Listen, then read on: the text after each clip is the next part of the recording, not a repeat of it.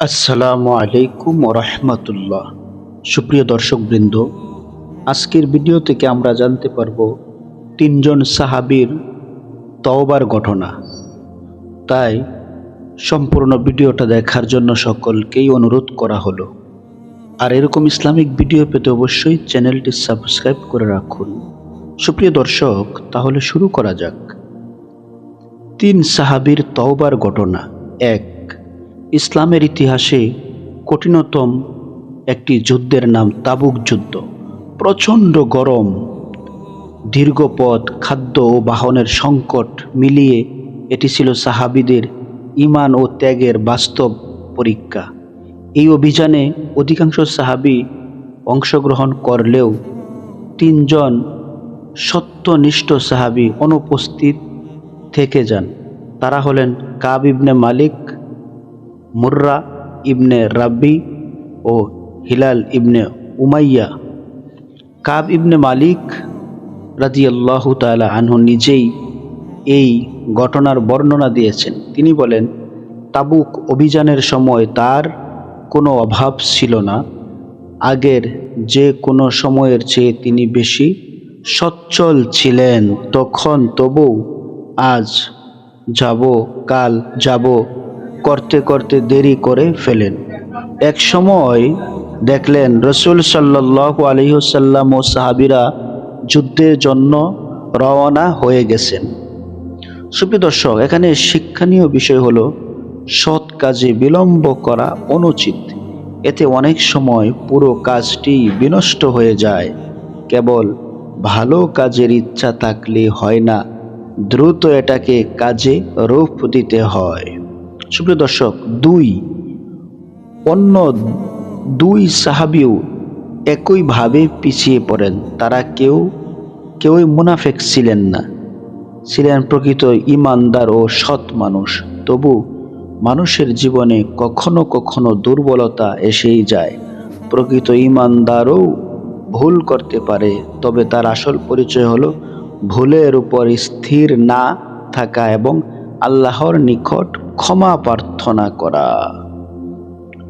সুপ্রিয় দর্শকবৃন্দ, তাবুক থেকে ফিরে নবীজি সাল্লাল্লাহু আলাইহি ওয়াসাল্লাম মদিনায় পৌঁছালে মুনাফিকরা এসে একে একে মিথ্যা অজুহাত পেশ করতে থাকে। এতে তারা বাহ্যিকভাবে রেহাই পেয়ে যায়, কিন্তু এই তিন সাহাবী সম্পূর্ণ ভিন্ন পথ বেছে নেন। তারা কোনো অজুহাত দেননি, বরং সত্য স্বীকার করেন। কাব ইবনে মালিক রাদিয়াল্লাহু তাআলা আনহু বলেন, আমি বুঝেছিলাম মিথ্যা বলে সাময়িক মুক্তি পেতে পারি, কিন্তু আল্লাহর কাছে এর কি জবাব দেব। এখানে শিক্ষা হলো, সত্য কখনো কখনো সাময়িক কষ্টের কারণ হলেও শেষ পর্যন্ত এটি মুক্তির একমাত্র পথ। সুপ্রিয় দর্শকবৃন্দ, রাসূল সাল্লাল্লাহু আলাইহি ওয়াসাল্লাম সব সত্য শুনেও তাৎক্ষণিকভাবে তাদের ক্ষমা করেননি, বরং আল্লাহর নির্দেশের অপেক্ষায় সামাজিকভাবে তাদের বয়কট করার আদেশ দেন।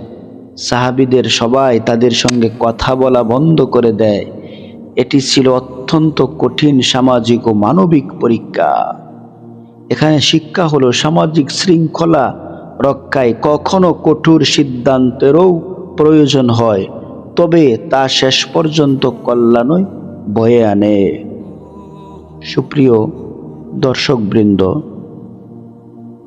এই বয়কট চলে টানা 50 দিন। কাব ইবনে মালিক রাদিয়াল্লাহু তাআলা আনহু বলেন, সে সময় পৃথিবী এত বিশাল হওয়া সত্ত্বেও আমার কাছে তা সংকীর্ণ মনে হচ্ছিল।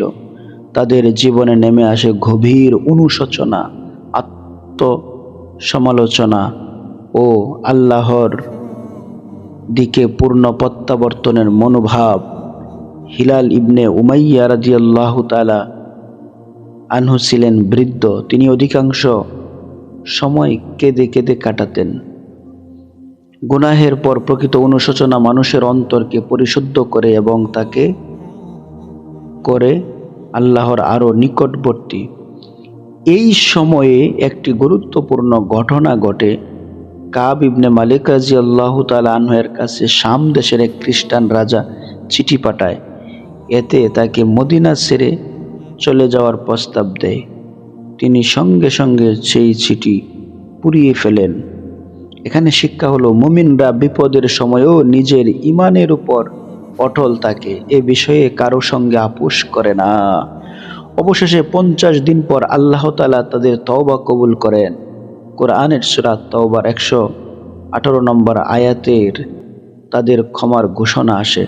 রাসূল সাল্লাল্লাহু আলাইহি ওয়াসাল্লাম সাহাবীদের মাধ্যমে এই সুসংবাদ তাদের নিকট পৌঁছে দেন। কাব ইবনে মালিক রাদিয়াল্লাহু তাআলা আনহু আনন্দে সেজদায় লুটিয়ে পড়েন, পুরো মদিনা আনন্দে মুখর হয়ে ওঠে। সুবহানাল্লাহ। এখানে শিক্ষা হলো, আল্লাহর রহমত দেরিতে আসতে পারে, তবে তা যে সবচেয়ে সুন্দর পদ্ধতিতে আসবে এটা নিশ্চিতভাবেই বলা যায়। সুপ্রিয় দর্শকবৃন্দ, তিনজন সাহাবীর ঘটনা আমরা জানলাম, তাদের তওবার ইতিহাস। তো আমরাও যদি ইখলাসের সাথে তওবা করতে পারি, আল্লাহ রাব্বুল আলামিন আমাদেরকেও ক্ষমা করে দিবেন। আজ পবিত্র জুমার দিন, আমরা অবশ্যই ইখলাসের সাথে তওবা করব।